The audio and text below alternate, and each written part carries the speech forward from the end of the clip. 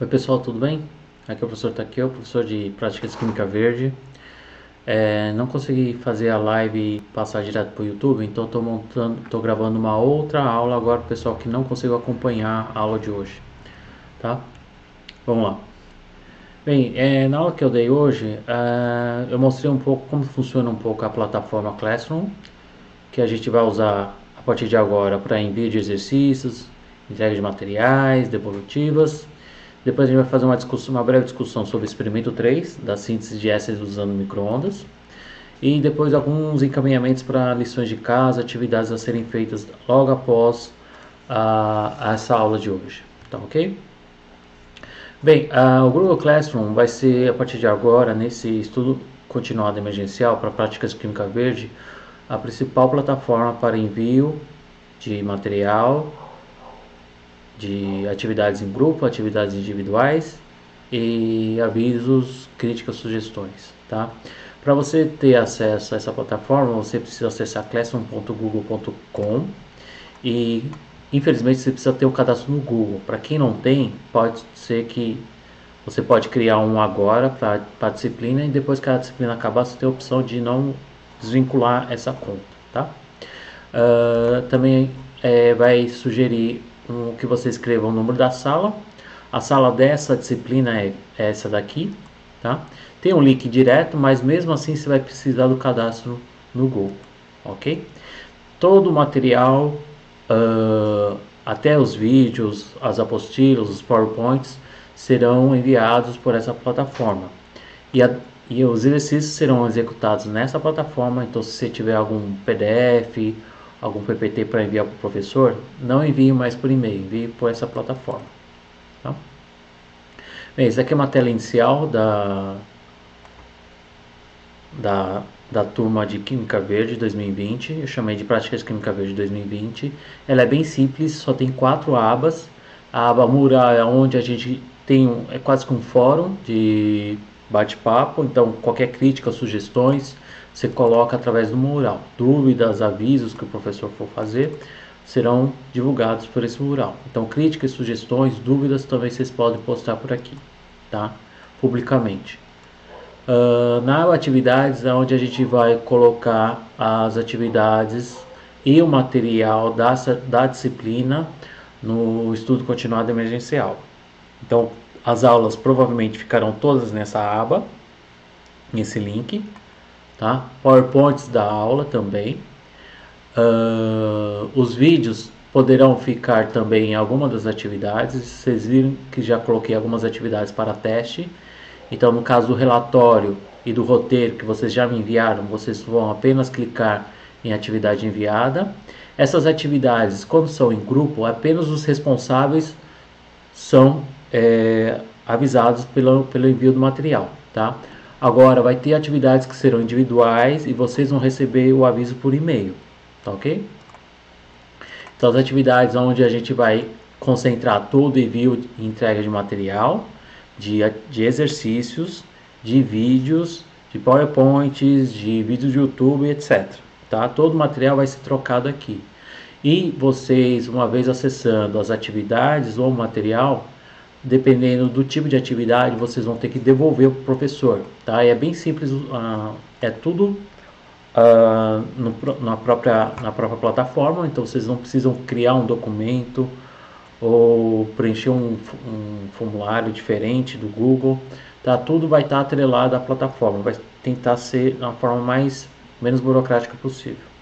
Tá? Os representantes dos grupos já foram elencados, então eles que vão receber as atividades para serem feitas em grupos, e quem não for os representantes receberão atividades para serem feitas individualmente. Tá? Bem, vamos à aula de hoje. Hoje foi feita uma apresentação sobre o experimento 3, síntese de ésteres usando microondas. Microondas tem hífen, tá, pessoal? Os ésteres são formados a partir, basicamente, de ácidos carboxílicos e álcoois. Então, é uma reação de condensação, onde você tem a perda de água. Essa reação necessita de um catalisador, nesse caso, um catalisador ácido, para a reação acontecer. Vocês percebem que a equação de uma síntese de ésteres, ela é representada por uma seta de equilíbrio, porque essa reação pode ir tanto para um sentido como para o outro. Então, a presença de água no meio pode fazer com que a reação volte aos reagentes. Então, a maneira que a gente colocou isso, fez isso experimentalmente, é tirar a água da reação com o uso da sílica gel. Tá?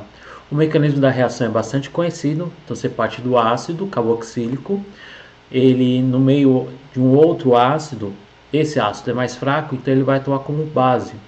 Par de elétrons do oxigênio forma a dupla ligação, par de elétrons da dupla abstrai o hidrogênio, formando essa estrutura aqui. Tá? O H+, ele é um catalisador porque faz com que esse carbono aqui fique mais eletrofílico, mais suscetível ao ataque de um nucleófilo relativamente fraco, que é o álcool. Então o álcool vai atacar o carbono da carbonila, que está protonada. Isso vai gerar um intermediário tetraédrico. Uma vez gerado o intermediário tetraédrico, há uma transferência de próton. Então o álcool vai ser desprotonado. Esse hidrogênio vai ser protonado uma das hidroxilas e vai servir como grupo de saída na hora de regenerar a dupla para formar o éster protonado e depois regenerando o ácido que volta na reação. Por isso que ela é um catalisador. O que tem diferente desse experimento com relação a práticas química verde? Então a gente fez uma técnica, síntese de ésteres você pode fazer, existem zilhões de procedimentos de síntese de ésteres, tá? Nesse caso a gente usou micro-ondas para fazer a síntese. Micro-ondas está muito intimamente relacionado ao princípio 6 de sistemas eficientes de energia. Tá? Então a utilização de energia precisa ser reconhecida pelos seus impactos ambientais e econômicos, deve ser minimizada. Então usar muita energia custa dinheiro, certo? E dependendo da fonte de energia pode causar um impacto ambiental. Então tem que ser minimizado na medida possível. Então o micro-ondas, apesar de demandar energia, ela é um sistema de aquecimento muito mais eficiente do que um sistema de aquecimento convencional. Aqui a gente tem dois tubos sendo aquecidos, um por micro-ondas e o outro por aquecimento convencional. O aquecimento convencional, primeiro precisa esquentar o tubo por condução, e o tubo, uma vez superaquecido, aí então ele começa a esquentar o seu conteúdo. Então nesse espectro de temperatura, a gente vê claramente uma ilustração de como seria um aquecimento convencional. Então o tubo precisa estar aquecido para depois esquentar o seu conteúdo. Enquanto que em micro-ondas o aquecimento vai direto para a solução, ou para o interior, ou para o material que está sendo aquecido. Obviamente o seu material precisa absorver radiação micro-ondas. Tá?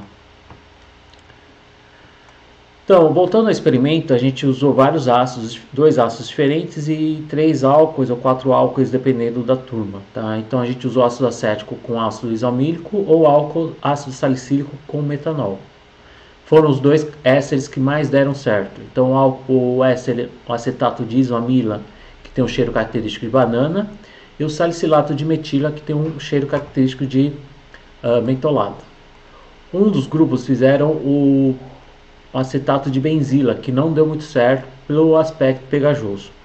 Outro grupo fez o acetato de N-octila, que também não foi muito bem sucedido por causa do cheiro muito forte do octanol, que mascarou o cheiro do éster correspondente. Ésteres não são as únicas funções orgânicas que conferem cheiro, tá? Existem inúmeros outros compostos, inúmeros outros grupos funcionais. Um grupo funcional bastante interessante são as lactonas, que são ésteres cíclicos. Lactonas a gente pode estar presentes nos componentes que dão sabor e aroma no whisky, por exemplo, que a gente chama de whisky lactonas. Existe uma lactona bastante conhecida, que é a lactona do pêssego, que é um decalactona. Existe a lactona responsável pelo aroma de coco, tá? E assim vai. Eu passei para vocês um material da disciplina, um artigo antigo, mas um artigo muito interessante relacionado a odores e aromas, tá? Na química de odores, publicadas por pesquisadores da Givaudan, que é uma empresa especializada em fragrâncias e aromas, tá? Nesse artigo, se vocês conseguirem acessar ele do modo físico, você tem até a oportunidade de sentir o cheiro. Você eles microencapsularam as fragrâncias no próprio papel. Muito interessante esse artigo. E se você esfregar e colocar no nariz, você vai sentir o cheiro das substâncias impregnadas no papel, no artigo físico que foi publicado em 2000 pela Angevin Chemie International Edition. Como que foi feito a síntese em micro-ondas? Vocês colocaram o álcool, pegaram um tubo ACE, um tubo fechado de que aguenta altas pressões. Vocês adicionaram o álcool, o ácido correspondente, bolinha de sílica gel que serve para deslocar o equilíbrio da reação, extraindo água no meio, 10 gotas de ácido sulfúrico, catalisador da reação, e fecharam o sistema e colocaram no micro-ondas por 15 minutos a 130 graus Celsius. Tá?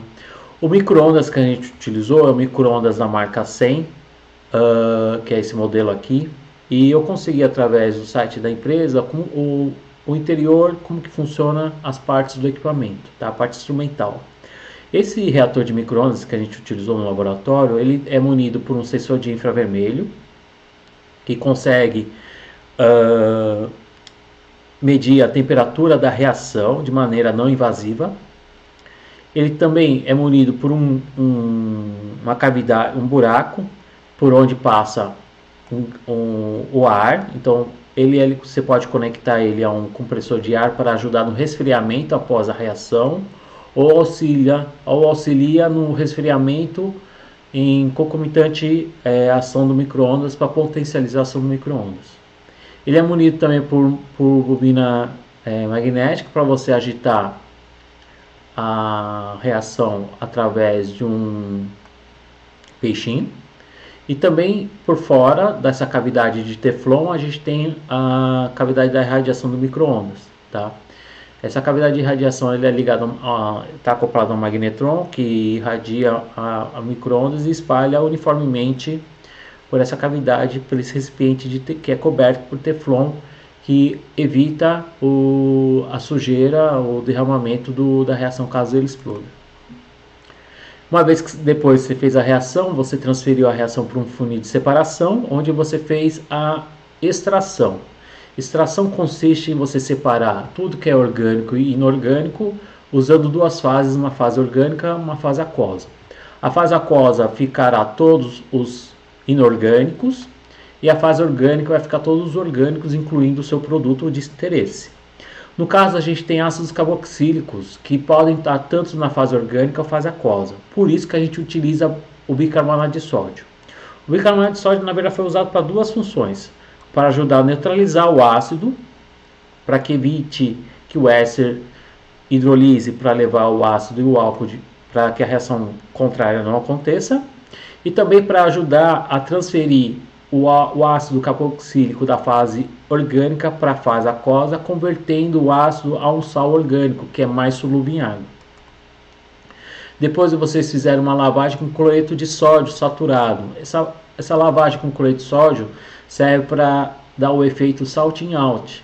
Traços de água podem ficar na fase etérea. Então, para remover o excesso de água dissolvido no éter, a gente usa uma fase aquosa altamente iônica, né, para que a água consiga ter a tendência de transferir da fase orgânica para a fase aquosa, diminuindo a concentração de água na fase orgânica. Depois disso, vocês transferindo a fase orgânica para um LMI, e adicionaram uma espátula de sulfato de sódio anidro. O sulfato de sódio anidro tem uma função também de remover a água do meio. No caso, vai remover os traços de água que tiverem ainda dissolvidos na fase etérea. E depois vocês filtraram ou decantaram para um balão de fundo redondo. Esse balão de fundo redondo foi encaminhado por um rotoevaporador. O rotoevaporador é um equipamento muito utilizado pelos químicos orgânicos e inorgânicos, químicos que trabalham com síntese. No caso, quando a gente tem interesse em remover rapidamente o solvente, que era o nosso objetivo aqui nesse procedimento. Então, quando você tem uma solução e você quer remover rapidamente o solvente e está interessado só no soluto, você utiliza o rotoevaporador. Existem casos que você tem interesse no solvente, você quer purificar o solvente e remover e descartar o soluto. Aí você parte para uma destilação simples, ok? Ele é acoplado numa bomba de vácuo para diminuir a pressão interna, e aí faz com que diminua a temperatura de ebulição do solvente, garantindo que apenas um banho de água morna seja suficiente para destilar o seu solvente orgânico. Feito isso, tudo isso, depois você teve uma massa de óleo que é composto majoritariamente pelo S de interesse, mas que pode ter traços do álcool que ainda pode não ter sido reagido completamente, tá? Então não está 100% puro, a gente precisaria fazer análise de cromatografia, ressonância magnética, espectrometria de massa para a gente descobrir a pureza do produto, tá? Então, analisando o questionário, o reagente incesso, na maioria dos casos, foi o ácido acético, para quem trabalhou com acetato de isamilo. O bicarbonato de sódio teve aquele duplo papel na extração, que eu já comentei para vocês, neutralizar o ácido, e fazer com que o ácido carboxílico passe da fase orgânica para a fase aquosa, transformando ele num sal. A função do sulfato de sódio anidro é abstrair o resto de água que tiver no solvente orgânico. E aí depois eu pedi para analisar os espectros dos 3 ésteres estudados. Na verdade só estudou um, né? E depois analisar as vantagens do uso do micro-ondas. Essas vantagens do uso do micro-ondas estão num dos artigos que eu mandei para vocês ontem, né, na verdade. Tá? As outras alternativas de eficiência energética, está atrelado ao princípio 6 de Química Verde, não só depende do micro-ondas, existem outras técnicas pouco conhecidas, mas que existem grupos de pesquisas que pesquisam essas alternativas, tá? Uma delas é mecanoquímica, por exemplo, o uso de moinho de bolas ou simples agitação mecânica. Sonoquímica, que é o uso de ultrassom para aumentar a velocidade de reações. E a síntese eletroquímica, que também ultimamente tem surgido bastante artigos de síntese eletroquímica. A síntese eletroquímica é uma técnica relativamente antiga, mas que está começando a voltar agora. Vou encaminhar alguns questionamentos para vocês, via do Classroom, para vocês responderem, ainda talvez hoje. E, por favor, combine com os colegas do grupo para a elaboração do vídeo, tá? Como a gente está no período de quarentena, provavelmente os arquivos poderão ser transferidos entre um e outro, mas haverá provavelmente a necessidade de edição do vídeo na hora de apresentação. Só queria comentar finalmente aqui 2 artigos que foram encaminhados com vocês. Um era aquele dos aromas, outros 2 eu vou passar aqui agora. Um é só para vocês ouvirem falar desse pesquisador, que é o Oliver Cappi. Ele foi considerado um dos pais do uso de micro-ondas em síntese, tá? Ele trabalha com micro-ondas durante 20 anos e agora ele está em outra linha de pesquisa. Ele está trabalhando agora com química de fluxo.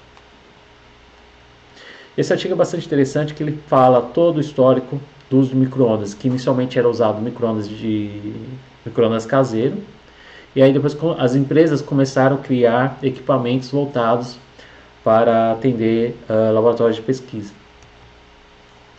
Outro artigo que eu queria comentar para vocês rapidamente é um capítulo de livro, é o mais recente que eu consegui encontrar, relacionado à síntese usando micro-ondas. Esse artigo desses espanhóis, eles mostram apresentam algumas discussões acerca da eficiência energética, de como a gente consegue usar micro-ondas em solventes apolares, como que a gente aumenta a escala dessas reações e assim vai, tá?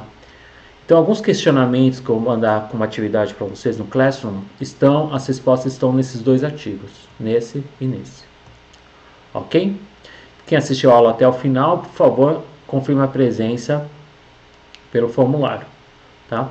A gente se vê na semana que vem com outra aula, agora sobre estudo de caso do C9.